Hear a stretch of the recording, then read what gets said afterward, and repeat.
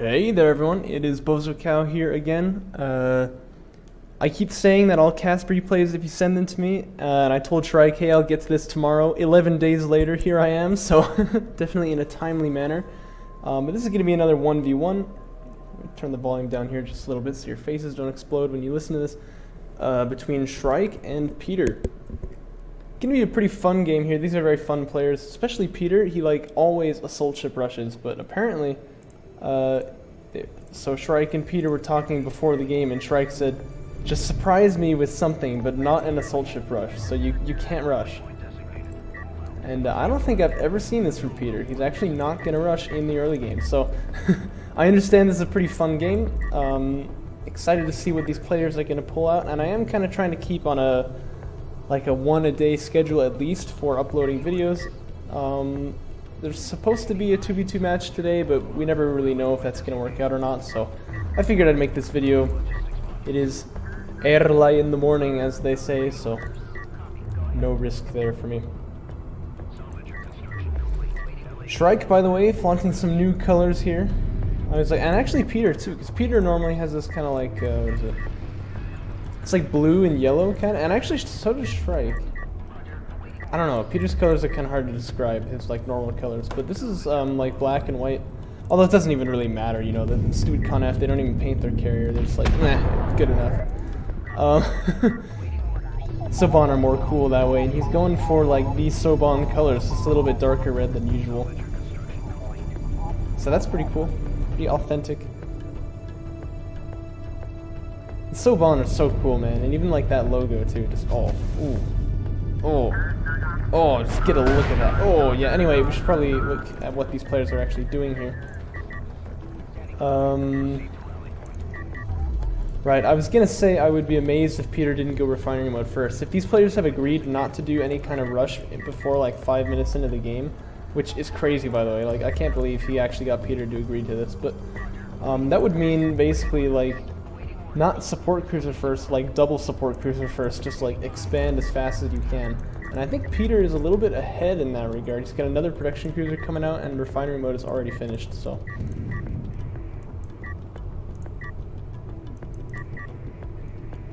Let's see, he's got 5 here? Yeah, so he's not on RUs in his main or his second. He's only got 1 on RUs there. And I think that makes a lot of sense, because you can kind of stack up a big bank of RUs that way. You don't really need to worry about getting them, because if you're just going to expand economy first, all that takes is CUs, so that makes sense to me.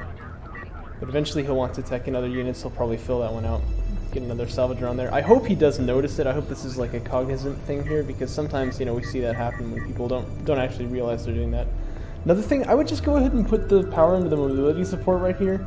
It'll get the production cruiser there faster, of course, but it helps the long-distance miners, because they move faster, obviously, when they're next to the production cruiser that way. And this soldier here, by the way, he ought to be on RUs back at the main, but that's kind of a small thing, I guess.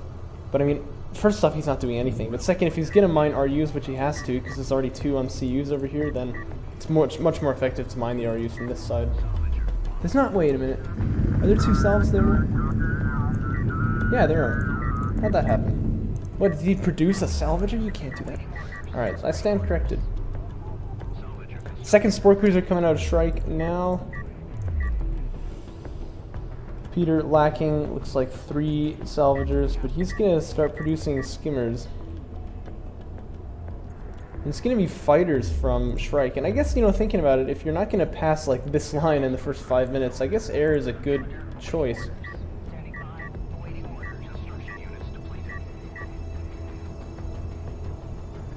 Actually, I'm thinking about why air is a good choice, and I can't really think of a reason, but I'm just trust me. These guys probably ought to get doing something. I'm sure they will pretty soon. He's also gone for Power Reserve 1. I find that kind of interesting, because in the Soban carrier, like, nothing's really very useful as far as power goes. Maybe Power Reserve 1 is good because you can put it in weapons and ALM, so you get like the missiles from the carrier, but especially if you've expanded to 3 locations, like having anything other than armed logistics module power is not really going to help you at all. And Power Reserve 1 obviously doesn't help you in that regard. He's going to go for AAV fabrication. Peter, it looks like, just going to stick with sand skimmers for now. He's definitely going to have to tech into something eventually, but And Shrike queuing up a lot of units there. But really nothing else for him to do. He has not gotten AAV fabrication just yet, and so he can't get the upgraded carrier production. So these guys getting a little sneaky here, I think, on the very corner of the map right there, trying not to get detected. And I assume these guys are going over there too. This guy here just getting information. This guy as well, probably. Yeah, look at that. Power Reserve 2 coming out now. Is he just like rushing for the microwave emitter? I feel like he's just rushing for the microwave emitter at this point, because I really don't see what else this is going to get him. But AAV production available now, so he definitely wants to get carrier production as fast as he can. You can see already he's stacking like 800 CUs. Peter's stacking more though. No one stacks him like Peter does, and he's getting upgrades for the Sandskimmers. I approve of this, but I really think he should tech into something. Hey, look at that. And actually that is very good for him, because there are 6 strike fighters in, well, no there's not, there's 5. This one is gonna be produced, but after some time. But yeah, you'll notice as a coalition player, if you're gonna go massively economic like this, you need to either get railguns or AAVs, or you run into the problem that Shrike has, where he's got, you know, if you count units that are not yet being produced as money in the bank, basically he's got almost 2,000 resources in the bank not being used at all. That happens if you don't have this carrier production upgrade, which is of course locked behind. One of them is behind AAVs, one of them is behind railguns, so that's why you really want to get that. And Shrike believes he's going to extract this artifact, but I would consider that a little unlikely based on this little convention going on down here, and they actually have almost every upgrade. So those are pretty beefy Sandskimmers. As for this production cruiser, I would put him right here so you can free up the carrier to move around a little bit more, but not such a big deal. But I really want to see him get anti-air, like, now. Battle cruiser fabric, okay. That's not going to help him, of course, with this. And I like to point out, actually, one AAV is not going to help him with that either. Like, if these Sandskimmers want to, they're just going to go and just like destroy the AAV instantly, take out the support cruiser. Things are going to get bad. So, although then again, he does have the strike fighters there, and as he has gotten Power Reserve 2, the ALMs, you know, they're significant at least. Although this one is like the spawn. Actually, that is a pretty good position for the spawning ALM. You get one, of course, when you spawn into the game. You can't control where that one is. That one ended up being right here. I think it's actually not a bad position, but you can kind of avoid it by going on this side of the dune and then popping over, taking it out real quick, and then moving on. And if the AAV smokes it, then it's not an issue for you anymore anyway. So I really want Peter to stop the extraction here, because he can. With this number of Sandskimmers, that's like easy peasy, you know what I mean? But I really think the power could help Shrike here at this point. I was saying it wouldn't earlier, but now it would, because he's got 1 already. So if he gets 2 from the artifact, he can power up the ALMs. But it looks like Peter is going to do that. And what was a peaceful game suddenly becomes not so peaceful, but he's going to extract anyway, so he's kind of shown his hand, but still let his opponent get that power there. I'd love to see Shrike now just put it immediately into the ALMs. He really should. But Shrike's going to be like, oh, that's some number of units you got there. And actually, that is like full fleet capacity in Sandskimmers right there. That is insanity. There's no anti-air covering this. There is a missile ship over here, but that's miles away. Oh my goodness. I'm quite liking this, but the microwave emitter is going to be out soon for... Oh yeah, he has put his power in the right place, you notice. The microwave emitter is coming out soon here for Shrike. He's got 3 support cruisers, so he can free up his carrier now, but that doesn't really matter so much because, of course, we know the sub-on carrier not really very useful anyway. But really, I just want to see Peter commit in somewhere. It looks like he's going to commit in over here. In fact, he must have control-clicked because you can see all these units moving together. They're just going to brutalize these... No, they're not, actually. Okay, one of them gets almost brutalized, but he still is alive even, but you know what I mean. Anything that they come in contact with that they actually decide to, you know, shoot at is going to die pretty much instantly at this point. My computer is lagging out so hard, but oh man, look how bunched up they are. If the strike fighters get a shot on this, they're launching. The smoke comes down on the AAV, it's good, which is miraculous, honestly, because of how many of these Sandskimmers there are. This is so many Sandskimmers. This is just absolutely insane. He's starting to take out those AAVs. Support cruiser goes down, although the smoke will try to save him, but it's just going to be too late. And I think he should pull out now, because he's getting hit by strike fighters. If he runs out here, the strike fighters might not follow under like the thought, oh, maybe he's got like anti-air there that he's luring me into, and then he can like re-heal. But then again, if he can take out another support cruiser, he should stay, shouldn't he? And maybe he can. There's no smokes left. Yeah, if he just targets that support cruiser, that's gonna go down in seconds. Oh, but he needs to focus fire it. Smoke gonna desperately come out, but it's not gonna be fast enough. Another support cruiser goes down to this brutality. That's what, you know, full fleet cap sand skimmers will do to you. Yeah. I'm gonna say it now, even though you're not supposed to attack your opponent in the first 5 minutes according to the rules that they were playing by, you should definitely scout your opponent in the first 5 minutes, because this probably could have been avoided by like going an assault cruiser real quick. I mean, that would have totally like shut this down like nothing else, you know what I mean? Because it doesn't matter how many sand skimmers we have, when they're attacking assault cruisers, they do 1 damage per shot, which is not very much. And the assault cruiser will kill them insanely fast. Anyway, as that attack is going on over here, another flood of sandstorms comes in, gonna be attacking on the back line right there. Good smoke on the support cruiser is going to keep that alive. But oh my goodness, if you look at the units lost here, this probably isn't going to tell the full story. It looks pretty even, right? But it is not even. This is definitely heavily favoring Peter at this point. And ALMs are getting taken out too, which I don't think really factor into the numbers over here. I'm really impressed right here, you know? We're used to seeing Peter just do this like insane AAV push, assault ship push like every single game. So it's easy to think of him as kind of like a one-trick pony, but you know, he knows how to spam skimmers, I suppose. I'm enjoying this. I'm enjoying this quite a lot. Oh, but he's getting stun locked here. He's gonna kill one of them though, so the stun lock is probably over at this point. But 4 power in those ALMs, and they get pretty nasty. Microwave emitter is ready for Shrike, but money is very low, and you do need money to launch that. It is the cruise missile, of course, for the Savant forces. The sand skimmer numbers have definitely been tamed down quite a lot, so at this point they're not going to run over AAVs, but Peter's economy has been untouched. He can definitely continue this if he wants to. He can make more of these sand skimmers.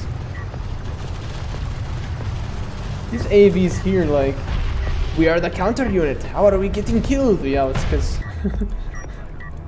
full upgrades is quite a lot of them. I mean, that's what's amazing about mass skimmer, is that like AAVs actually get overrun by it, whereas assault ships will never get overrun by mass LAV unless you have very few numbers of them. You know what I mean? But if you can get full population cap of sand skimmers and full population cap of AAVs, you can actually still do a lot of damage with the sand skimmers, because, oh dear, he's flying right over the missile ship right here. That's not good. And I'd love to see him use the direct fire barrage on the AAV as well, but he does need to back away, but he got a nice pick off right there. It's 2 of them down. Oh, because there's flying over this one too. Oh, Shrike, my boy. Gotta watch out for that one. Anyway, gonna be really difficult to use that microwave emitter against sand skimmers, but he can do long-range economic harassment, of course, put the microwave emitter right down here on the main, which is actually not very optimal, by the way, I just noticed that. And that would probably be worth his money. I'll tell you what was not worth his money, though, was those strike fighters right then. They all got killed except for one. That guy gonna feel very lucky indeed. But yeah, like I was saying, like max population, because AAVs take, I can't see it from here, can I? But I think they take 3 population, sand skimmers only take 2. So if you have max population of sand skimmers, they can actually still do a lot of damage, like with full upgrades and everything against AAVs. Actually, Peter getting real aggressive with his carrier here, and I guess having cleared out the hangar, that's not so bad, but I'd still be really worried about this, because Con-F carrier is kind of notorious for getting killed. Reason being, it's only got 20 armor, and its point defense weapons are also like very bad. I was actually surprised to learn this like recently, which I guess tells you how much I know about Con-F, but increasing the power here does not increase the number of missiles it fires, so it's just locked at 1 always, which I think is really lame actually, but probably they did that because they're worried about people, because you don't have to power up range, of course it's giving you, oh man, Peter, you better start backing off here. You're taking damage from ALMs, okay? That's the Con-F carrier for you, it's taking damage from ALMs, like, these things do no damage. How is this even possible? And now that there's a battle cruiser, dude, you got it. No. Go this way. Go this way. I don't want to see the game end this way. Okay, he is backing up now that he sees the battle cruiser, but I really feel he's in danger here. Actually, I think he's gonna take at least half health damage, and then the microwave emitter can land on him again because the cooldown's quite low on this. Puts it down right there to stop the retreat, and then oh no, are you moving in? No, Peter, no, get out of there. But like, look at the speed. You know, a battle cruiser is faster than a carrier, the Con F carrier. It's just the armor is so low, and the speed is so low. It's very easy for this thing to get killed. You know what I'm saying? He's got the right idea, putting it into mobility support, but it's only gonna help him so much. He needs to get out of here as fast as he can. And really, if I were Shrike, I would save up money for a microwave emitter because you've got the game right now. So all Shrike needs to do is actually like retire the support cruiser to get the money for an ECM and put it down right there. And then his battle cruiser will kill him if he comes back, and the ECM will kill him if he doesn't. Oh no, man! I can't. The game can't end this way. It had such potential. Although he did just get another power reserve, but I feel he should put the power in mobility because then he'll be faster than a battle cruiser. 2 missile ships can barrage. They're gonna barrage. You know what? The base runner can drive this way and drop down smoke, and that'll save the carrier a little bit more time. But he's also got a cruise missile that he should really be firing on that battle cruiser because that's the only way that he can do serious damage to that battle cruiser. Because sand skimmers. Okay, here's a good example of why armor is important. All right, look how many sand skimmers he's got. These are fully upgraded too, by the way. And can you see the green bar moving? I really can't. Do you know what else I cannot see moving is the battle cruiser, and I really feel that ought to be moving toward that carrier. But Peter, you gotta send out the cruise missiles. The thing is, it's so easy to hit these things too because they really don't move very quickly. And put down the smoke, put down the smoke. Oh no, he's already used it. Oh dear, this could really be the end for Peter. Got it, you gotta use the missiles, my boy. But battle cruiser, yeah, there you go. They cannot dodge missiles to save their lives, right? Because they're way too slow. Oh, but here comes the microwave emitter, and it's gonna force him closer to the battle cruiser, which means he's too close to use the missiles. Oh no, Peter. I think this is gonna be the end for him. He's indecisive. He's moving forward now. He doesn't know which way to move. Oh no, my boy. Power Reserve 5 also would be good for him, by the way, but he was definitely in the lead. Well, is he actually gonna? He's gonna get out of here. I mean, really, if Shrike had used that microwave emitter a little bit earlier, Peter would have died for sure. But actually, it's looking like he's gonna get out now. Actually, the missile barrage on the missile ship definitely would just finish off his battle cruiser, and that would be no problem. But Peter is gonna live. I can't believe it. Wow. All right, and Shrike still has not found a good response to these sand skimmers. Battle cruisers are good in that they can kind of ignore the fact that they're getting shot at by the sand skimmers, but first off, he really needs to power up these ALMs, or the ALM, I suppose. There's only one of them left for him. But weapons on the Sub 1 carrier are like wet noodles. Like, don't even worry about them. They do nothing. Adjusting hostile sand skimmer, it says. They have control over the sand skimmers of their opponents. Illuminati confirmed. But anyway, Peter with 5 power and healing, or at least he did momentarily.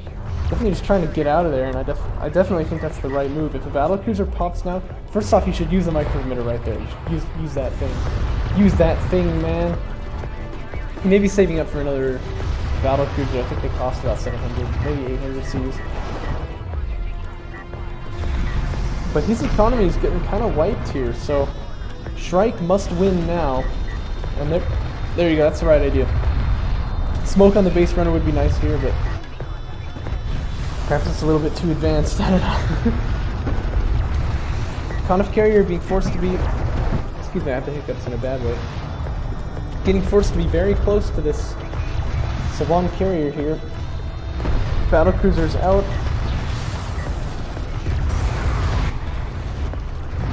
And I think Shrike's got the right idea, powering up the armor here. all he needs to do is just take out this carrier, and in fact that's all he can do really. But there's a real danger that this Conef carrier can take him out, so just putting power into armor, I think that's wise. And none of the military units that Peter has on the field, except for those missile ships, can do anything about this battle cruiser. So I think this time he must certainly not get out there. I feel Shrike could have closed this off earlier, but now it's got to be over, right?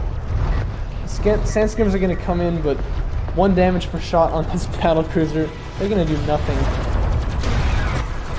You can see shots plinking off it every which way, but it does nothing, man. It does nothing. You know, I actually thought at first, like, oh yeah, Sandskimmers would be the optimal, like, response to battle cruisers when like, the Saban first came out. That was back when I was a noob. Because you see, the problem is, like, sure, they're never going to get hit, but they're never going to do anything significant to it anyway. And that is the end of Peter.